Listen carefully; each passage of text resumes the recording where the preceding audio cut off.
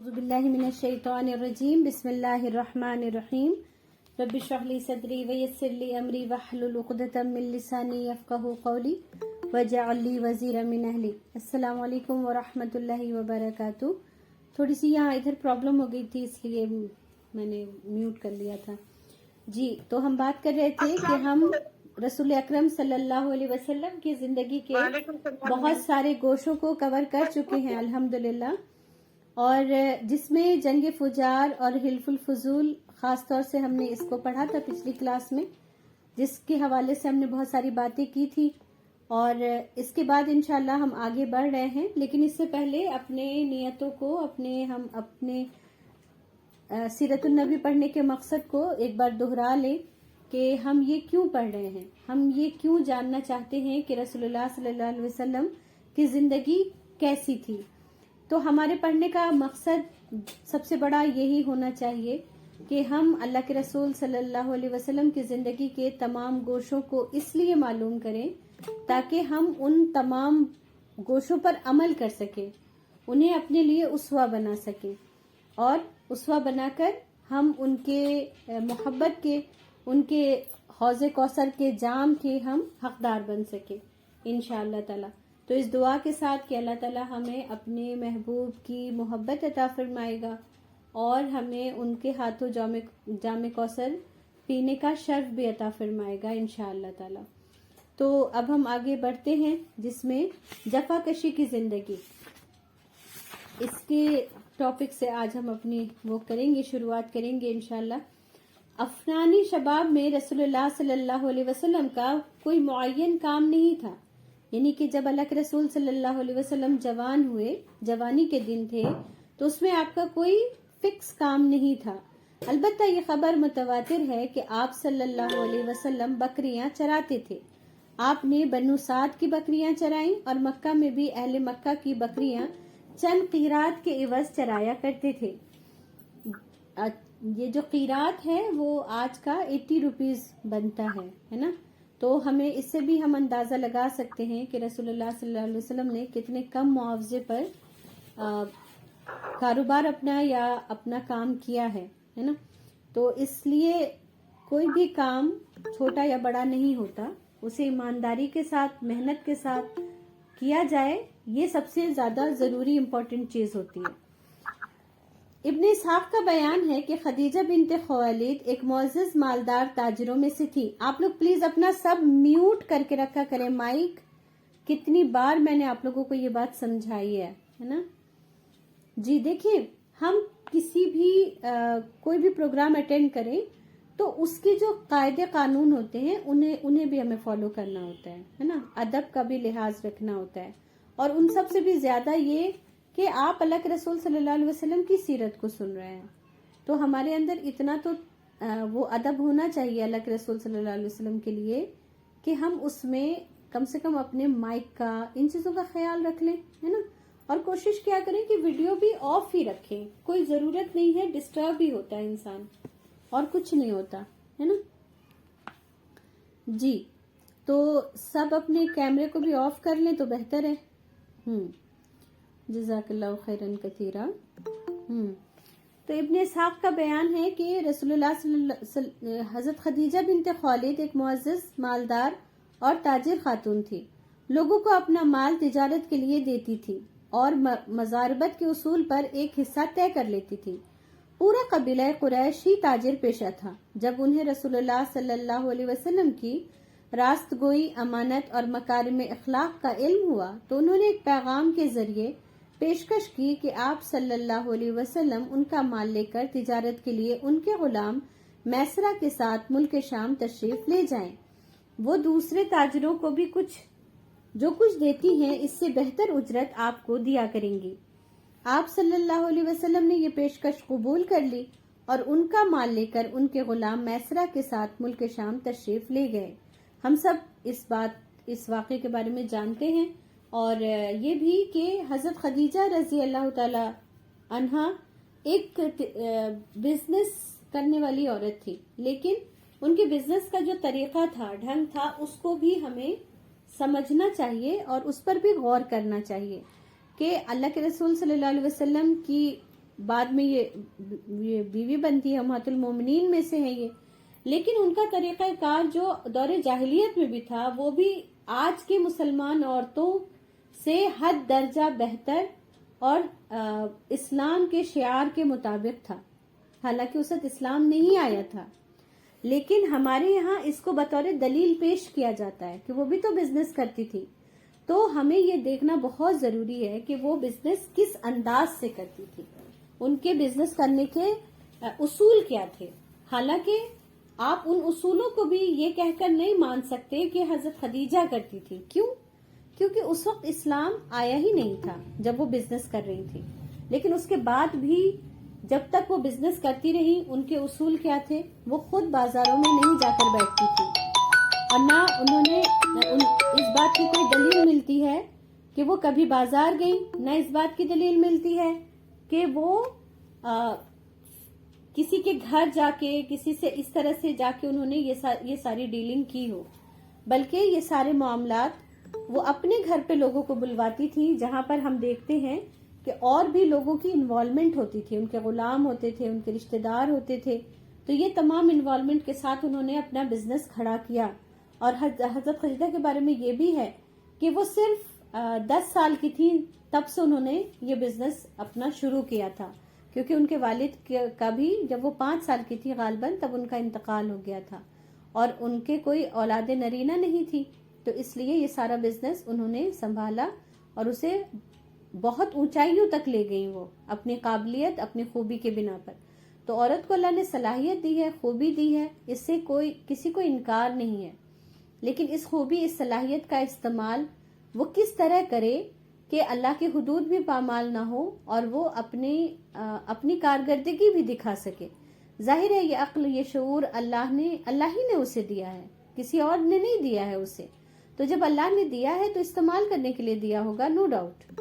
وہ اچھی انجینئر بن سکتی ہے، اچھی ڈاکٹر بن سکتی ہے، اچھی بزنس وومن بن سکتی ہے، سب بن سکتی ہے وہ، لیکن اسے اپنے حدود ضرور پتا ہونے چاہیے کہ میرے رب نے میرے کہاں تک حدود رکھے ہیں، اور جن حدود کو اللہ نے کہا ہے قائم رکھنے، اسے رکھتے ہوئے اگر وہ یہ سارے کام کرے گی تو انشاءاللہ تعالی وہ ایک عام عورت سے زیادہ اجر کی مستحق ہوگی انشاءاللہ. لیکن جب وہ اللہ کی حدود کو پامال نہیں کرے گی تب، ہے نا، انشاءاللہ. تو حضرت خدیجہ، اللہ کے رسول صلی اللہ علیہ وسلم کے بارے میں جو سب سے پہلی بات پتہ چلتی ہے ہمیں یہ کہ انہوں نے الگ الگ کام کیے، جس میں بکریاں چرانا اور بزنس کرنا ہمیں پتہ چلتا ہے کہ بکریاں تو انہوں نے بنو سعد کی بھی چرائی اور بعد میں مکے میں آ کر کے بھی چرائی. اور اس کے بعد انہوں نے بزنس ٹرپ پہ جانا شروع کیا. سب سے پہلے تو اپنے چچا عبد المطلب کے ساتھ ہی گئے تھے، جس میں وہ بحیرہ راہب جس کا نام جرجیس تھا وہ والا واقعہ پیش آیا اور آپ کو واپس بھیج دیا گیا. لیکن اس کے بعد بھی آپ صلی اللہ علیہ وسلم بزنس دوسروں کا مال لے کر جایا کرتے تھے. اور بہت سارے لوگ ہیں جنہوں نے بعد میں اسلام قبول کیا اور آپ صلی اللہ علیہ وسلم کے بزنس کے طریقہ کار کو بتایا کہ آپ کس طرح بزنس کیا کرتے تھے، ہے نا. جس میں آس بن وائل ہیں ایک، جنہوں نے آپ صلی اللہ علیہ وسلم کے بزنس کے طریقے کو بتایا ہے، یہ احادیث سے ثابت ہے. تو وہ پہل اپنے چچا کے ساتھ گئے، پھر وہ دوسروں کا بھی مال لے کر فروخت کرنے جایا کرتے تھے. جب ان کی دینداری، راست بازی، امانت داری کی بات حضرت خدیجہ کو پتہ چلی تو انہیں لگا کہ مجھے بھی تو ایک ایماندار انسان کی ہمیشہ ضرورت رہتی ہے، تو کیوں نہ محمد سے رابطہ کیا جائے. اور انہوں نے ان کو بلوا بھیجا، ان کے سامنے یہ بات رکھی کہ میں اپنا مال آپ کے ذریعے بھیجنا چاہتی ہوں، اور جو کچھ میں دوسروں کو دیتی ہوں اس سے زیادہ ہی میں آپ کو دوں گی. اور اس بات پر ان دونوں کے درمیان بزنس ڈیل ہوئی، اور حضرت خدیجہ نے اپنا غلام میسرہ بھی ان کے ساتھ کیا. لیکن بعض جگہوں پہ جو سیرت نگار ہیں وہ لکھتے ہیں کہ حضرت خدیجہ پہلے سے جانتی تھی اس بات کو کہ مکے میں کسی نبی کی آمد ہے، اور وہ ایسے انسان کی تلاش میں تھی. جب انہیں اللہ کے رسول صلی اللہ علیہ وسلم کے بارے میں پتا چلا کہ وہ ایک امانت دار انسان ہیں اور یہ ساری خوبیاں ہیں ان کے اندر، تو انہوں نے اس وجہ سے بھی ان کو اپنے پاس بلایا تھا تاکہ وہ ان کو چیک کر سکے، کیونکہ جو نوفل تھے وہ ان کے وہ تھے، رشتہ دار تھے. اور ان کی زبانی وہ بہت ساری باتیں وہ جان چکی تھی، ورقہ بن نوفل، تو ان کے ذریعے وہ بہت ساری باتیں جانتی تھی، اور اس لیے ان کو ایسے کسی شخص کی تلاش تھی جو نبی بن سکتا ہو یا جس کے اندر نبی بننے کی کوالٹیز موجود ہیں۔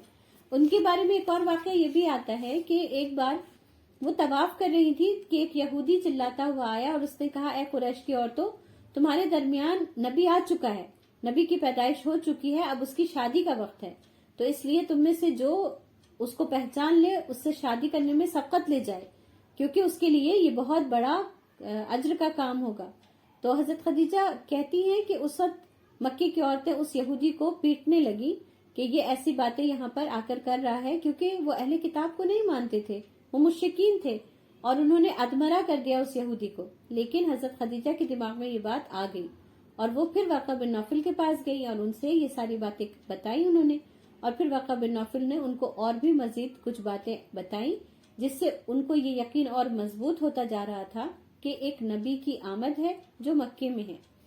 اب اس نظریے کے ساتھ ہم انشاءاللہ تعالی آگے بڑھیں گے کہ حضرت خدیجہ ایک ایسے انسان کی تلاش میں تھیں، اور انہوں نے پھر اپنا مال اللہ کے رسول صلی اللہ علیہ وسلم کو اور اپنے غلام کو ان کے ساتھ دے کر ملک شام تجارت کے لیے بھیج دیا۔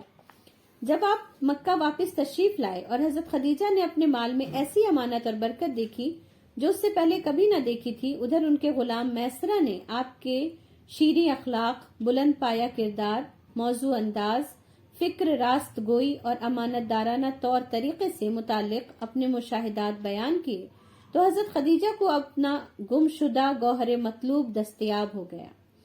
اس سے پہلے بڑے بڑے سردار اور رئیس ان سے شادی کے خواہاں تھے، لیکن انہوں نے کسی کا پیغام قبول نہ کیا تھا۔ اب انہوں نے اپنے دل کی بات اپنی سہیلی نفیسہ بنت منبع سے کہی، اور نفیسہ نے جا کر نبی صلی اللہ علیہ وسلم سے گفت و شنید کیا۔ آپ صلی اللہ علیہ وسلم راضی ہو گئے اور اپنے چچاؤں سے اس معاملے میں بات کی۔ انہوں نے حضرت خدیجہ کے چچا سے بات کی اور شادی کا پیغام دیا۔ اس کے بعد شادی ہو گئی۔ نکاح میں بنی ہاشم اور روسائے مضر شریک ہوئے۔ اب یہاں پر ڈیٹیل ہمیں سمجھ میں آ گئی کہ ورقہ جو ان کے غلام میسرہ ان کے ساتھ گئے تھے، اس نے آپ صلی اللہ علیہ وسلم کی جو ظاہری چیزیں تھی اس کو بھی نوٹس کیا کہ وہ اپنے مال کی خوبی اور خرابی دونوں بتا دیا کرتے تھے۔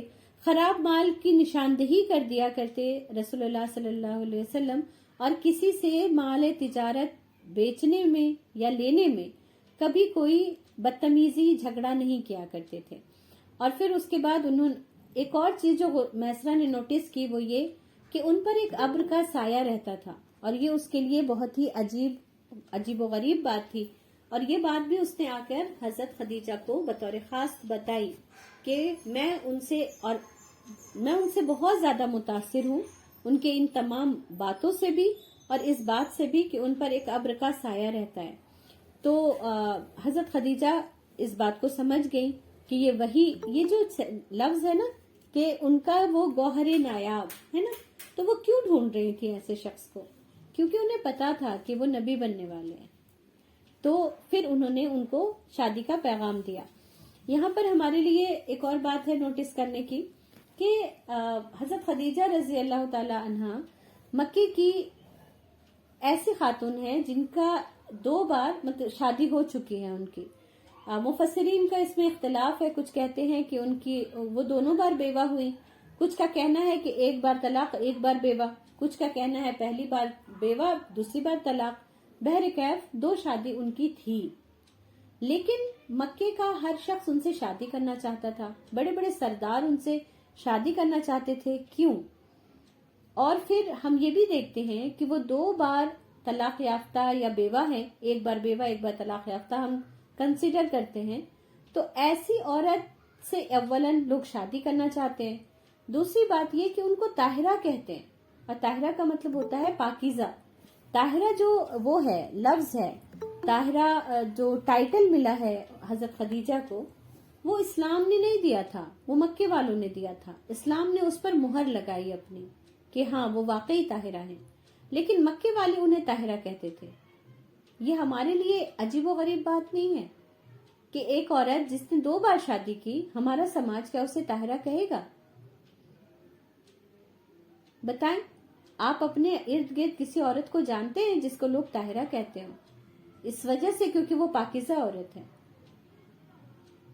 اس لیے میں کہتی ہوں کہ دور جاہلیت میں وہ جتنا دین پر تھے، ہم اتنے بھی اگر دین پر آج ہوتے تو ہمارا سماج ایسا نہ ہوتا.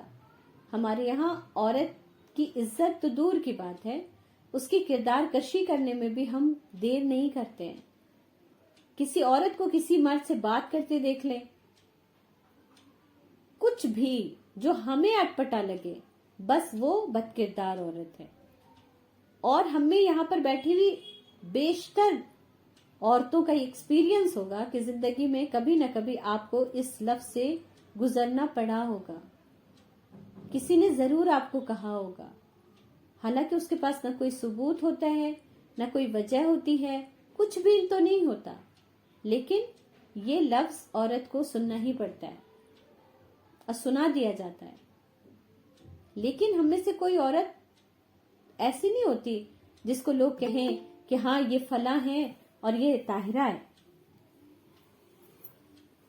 اور پھر یہ کہ وہ 2 بار شادی شدہ ہیں، دونوں بار ان کے شوہر نہیں ہیں ان کی زندگی میں، لیکن پھر بھی حضرت خدیجہ کو کوئی منحوس نہیں کہہ رہا، اس سے لوگ شادی کرنا چاہتے ہیں. اور ان کی ہمت دیکھیں آپ، کہ 25 سال کے نوجوان کو وہ رشتہ بھیج رہی ہیں. کس لیول کی عورت ہے وہاں، اور وہ سماج کیسا ہے جس نے ایک عورت کو ایسا مقام دیا ہوا ہے کہ وہ بھیج رہی ہیں اور کوئی انہیں برا بھلا نہیں کہہ رہا ہے نا.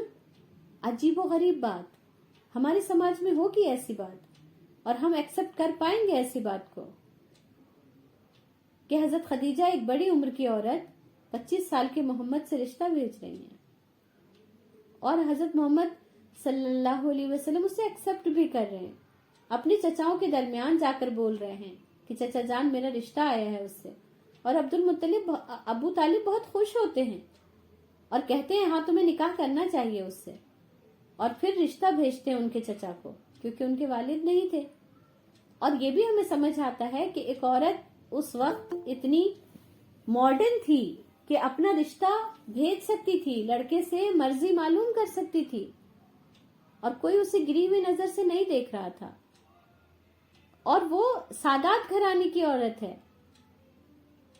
آپ دیکھیں آج ہمارے معاشرے میں کوئی لڑکی والا اپنی بیٹی کا رشتہ خود سے نہیں دے سکتا. اسے معیوب سمجھا جاتا ہے، اسے اچھا نہیں سمجھا جاتا. اپنے گھروں میں ہم بیٹیاں لے کر بیٹھے رہتے ہیں، لیکن اپنے منہ سے کسی کو نہیں کہہ سکتے ہم کہ آپ کے یہاں بیٹا ہے، میری بیٹی کے لیے ذرا سوچئے گا.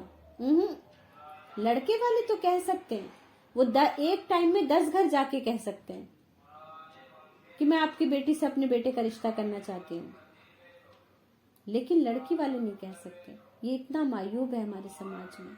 تو یہ ہمارا سماج ہے، یہ اسلامی سماج نہیں ہے اصل میں.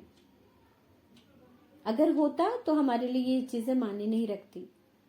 اور پھر میں یہی کہوں گی کہ وہ تو اسلام کو ابھی فالو بھی نہیں کر رہے تھے، پھر بھی اتنے روشن خیال لوگ تھے، جسے ہم کہتے ہیں اندھیرے کا دور، ظلمت کی گھٹا ہے نا، دور جاہلیت.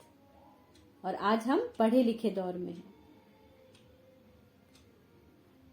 پھر انہوں نے اپنے چچا کے سامنے ان باتوں کو رکھا اور چچا نے خوشی کا اظہار کیا اور حضرت خدیجہ رضی اللہ تعالی عنہا کے رشتے کو ایکسپٹ کر لیا گیا اور ان کا بھی نکاح ہوا. نکاح کے لیے کچھ الفاظ الگ ہوتے تھے، نکاح کو اسلام نے باقی رکھا، الفاظ چینج کر دیے گئے. اور نکاح میں جو قرآن کی 3 جگہ کی آیتوں کی تلاوت کی جاتی ہے وہ پھر خطبہ نکاح کے طور پر، یہ سنت ہے، فرض نہیں ہے. خطبہ نکاح سنت ہے جو لوگ ادا کرتے ہیں، اور یہ قرآن کی آیات ہیں. ان کو ضرور کبھی ہم انشاءاللہ تعالی اس کو رکھیں گے، بتائیں گے کہ ان آیات میں اللہ تعالیٰ نے انسانوں کو کن باتوں کا حکم دیا تھا اور نکاح میں ہم کیا کر رہے ہوتے ہیں. دونوں میں اتنا کانٹرڈکٹ ہے کہ اگر آپ جب قرآن کی ان آیتوں کو پڑھیں گے، سمجھیں گے، تب سمجھ آئے گا کہ ہم کیا کر رہے ہیں اور کیا کہا جا رہا تھا اس میں. تو بہرحال اس طرح سے حضرت خدیجہ رسول اکرم صلی اللہ علیہ وسلم کی زندگی میں آ جاتی ہیں اور وہ امت کی پہلی ماں ہیں. یہ ملک شام سے واپسی کے 2 ماہ بعد کی بات ہے. آپ صلی اللہ علیہ وسلم نے مہر میں 20 اونٹ دیے۔ اس وقت حضرت خدیجہ کی عمر 40 سال تھی اور وہ نسب اور دولت سوجھ بوجھ کے لحاظ سے اپنی قوم کی سب سے معزز اور افضل خاتون تھی۔ یہ پہلی خاتون تھی جن سے رسول اللہ صلی اللہ علیہ وسلم نے شادی کی اور ان کی وفات تک یہی آپ کی دوسری کسی خاتون سے شادی نہیں کی۔ ابراہیم کے علاوہ رسول اللہ صلی اللہ علیہ وسلم کی بقیہ تمام اولادیں انہی کے بطن سے تھی۔ سب سے پہلے قاسم پیدا ہوئے اور انہی کے نام پر آپ کی کنیت ابو القاسم پڑی۔ پھر زینب رضی اللہ عنہا، رقیہ رضی اللہ عنہا، ام کلثوم رضی اللہ عنہا، فاطمہ رضی اللہ عنہا اور عبداللہ پیدا ہوئے۔ عبداللہ کا لقب طیب اور طاہر تھا۔ آپ صلی اللہ علیہ وسلم کے سب بیٹے بچپن میں ہی انتقال کر گئے، البتہ بچیوں میں سے ہر ایک نے اسلام کا زمانہ پایا، مسلمان ہوئی اور ہجرت کے شرف سے مشرف بھی ہوئی۔ لیکن حضرت فاطمہ کے سوا باقی سب کا انتقال آپ صلی اللہ علیہ وسلم کی زندگی ہی میں ہو گیا۔ حضرت فاطمہ رضی اللہ عنہا کی وفات آپ صلی اللہ علیہ وسلم کی رحلت کے 6 ماہ بعد ہوئی۔ انہوں نے یہاں پر پوری ڈیٹیل ان کے بچوں کی جو مختصر ڈیٹیل ہے وہ یہاں پر بیان کر دی کہ ان کے کتنے بچے تھے اور ان سب کا کیا معاملہ رہا۔ ہم سب اس بات کو جانتے ہیں کہ رسول اللہ صلی اللہ علیہ وسلم کی اولاد نرینہ بچپن ہی میں فوت ہو گئی، صرف بیٹیوں نے عمر پائی، اور جس میں حضرت فاطمہ کے علاوہ ساری بیٹیاں آپ کی زندگی میں ہی انتقال کر گئی۔ رسول اللہ صلی اللہ علیہ وسلم کے بچوں کے انتقال میں کبھی ہم نے سوچا ہے ہمارے لیے کتنی بڑی نصیحت ہے کہ رسول اللہ صلی اللہ علیہ وسلم خود بھی جب چھوٹے تھے تو خود یتیم ہوئے، ماں باپ کا سایہ سر سے اٹھ گیا، اور امت کا ایک بھی فرد، ایک بھی بچہ یہ کمپلین نہیں کر سکتا تھا کہ میں اس لیے یہ کام نہیں کر سکا کیونکہ میرے سر پر ماں باپ کا سایہ نہیں تھا۔ اور اس کے بعد آپ صلی اللہ علیہ وسلم کے بچوں کا انتقال، یہ اتنا بڑا سانحہ ہوتا ہے کسی بھی فیملی کے لیے، کسی بھی ماں باپ کے لیے، کہ جس کو الفاظ میں نہیں بیان کیا جا سکتا۔ لیکن اللہ کے رسول صلی اللہ علیہ وسلم کو اس درد سے بھی گزارا گیا تاکہ امت میں کبھی کوئی ماں، کوئی باپ یہ کمپلین نہیں کرے کہ میری زندگی تو رک گئی تھی کیونکہ میرا بچہ چلا گیا تھا۔ تو نہ زندگی رکتی ہے، نہ مشن رکنا چاہیے۔ یہ تمام چیزیں اللہ کی آزمائش ہوتی ہے، اللہ کی طرف سے آتی ہے، اور اسے ہمیں قبول کرنا پڑتا ہے، قبول کر لینا چاہیے۔ اسی میں ہماری دنیا اور آخرت کی بھلائی ہے۔ اور وہ لوگ بھی جن کو لگتا ہے کہ ان کے بیٹے نہیں ہیں تو ان کی جنریشن کیسے آگے جائے گی، کون سا ایسا کام ہے جس کے لیے آپ کو اپنی جنریشن آگے بڑھانی ہے، کون سی ایسی دین کی خدمت ہو رہی ہے، کون سا انسانیت کا اتنا بڑا بیڑا اٹھا رکھا ہے آپ نے کہ آپ کو اپنی نسل کو آگے بڑھانا ہے کہ اس کے لیے آپ کو بیٹوں کی ضرورت ہے۔ ایک بار غور تو کریں۔ میں تو ان لوگوں کو بھی دیکھتی ہوں نا جن کی اولادیں نہیں ہوتی ہیں اور وہ اولاد کے لیے پریشان ہو رہے ہوتے ہیں، کچھ بھی کرنے کو تیار ہوتے ہیں۔ میں بہت سوچتی ہوں اللہ بہت الگ سے پوچھے گا کہ کیوں چاہیے تھے تمہیں بچے؟ صرف اس لیے کہ کوئی تمہیں بانجھ نہ کہے، یا واقعی ان سے کچھ کام لینا تھا، یا واقعی انہیں صدقہ جاریہ بنانا تھا۔ اللہ سے نعمتیں تو ہم مانگتے ہیں، اللہ عطا بھی کر دیتا ہے، پھر اس کے بعد کیا؟ یہ سوچنا بہت ضروری ہے۔ تو آپ کے ارد گرد بھی، آپ میں سے بھی بہت سارے لوگ ہوں گے جن کے بچے بچپن میں فوت ہو گئے ہوں گے، تو ہمیں کوئی بھی غم پڑے تو ایک بار رسول اللہ صلی اللہ علیہ وسلم کی زندگی کو ایک نظر میں ضرور دیکھیے گا کہ کیا میرے نبی پر یہ وقت آیا تھا، اور اگر آیا تھا تو مجھ سے زیادہ اللہ کے محبوب میرے نبی تھے۔ جب وہ اس وقت سے گزرے اور پھر بھی اللہ کو ان سے بہت محبت ہے، تو پھر میں کیوں سوچتی ہوں کہ اللہ کو میری فکر نہیں، اللہ کو میرا خیال نہیں؟ ایسا نہیں ہے۔ اللہ تعالیٰ نے یہ تمام چیزیں دنیا میں آزمائش کے طور پر رکھی ہیں۔ جو اولاد آپ کے بطن سے پیدا ہوئی، جو آپ کے پیٹ میں آ گئی، وہ آپ ہی کی اولاد ہے، آپ کو آخرت میں مل جائے گی، یقین رکھیں اس بات کا۔ وہ آپ کے نام سے منسوب ہو چکی، اب اسے کوئی نہیں چھین سکتا آپ سے۔ ہاں، بس کچھ فاصلہ آ گیا ہے درمیان میں عمر کا۔ یہ زندگی گزر جائے گی، اس زندگی میں وہ ہمیں مل جائے گا۔